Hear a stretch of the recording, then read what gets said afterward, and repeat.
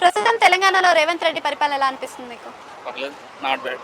ఎందుకు పర్లేదు not bad అనిపిస్తుంది? అంటే ఇప్పుడు మన ఈ ప్రెజెంట్ అయితే బిల్డింగ్స్ అన్ని పడేస్తున్నారు హైడ్రా.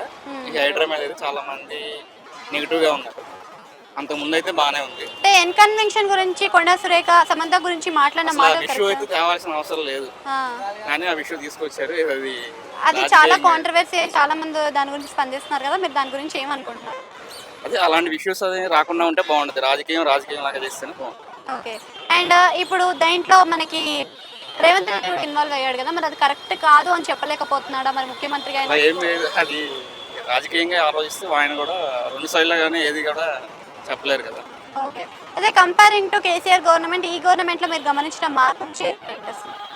అదే అంతా నాలాలు అన్ని ప్రక్షాళన చేయటమే సరిపోతుంది కదా, బిల్డింగ్స్ అన్ని పడేయటం. కానీ కొంచెం అది కూడా చూస్ చేస్తే బాగుంటుంది. హైడ్రా సిస్టమ్ వల్ల యూజ్ ఉందంటారు అసలు? ప్రజెంట్ అయితే ఒక 10 years గురించి ఆలోచిస్తున్నారు వాళ్ళు. మనం ఏంటంటే ఇప్పుడు గురించి ఆలోచిస్తున్నాం.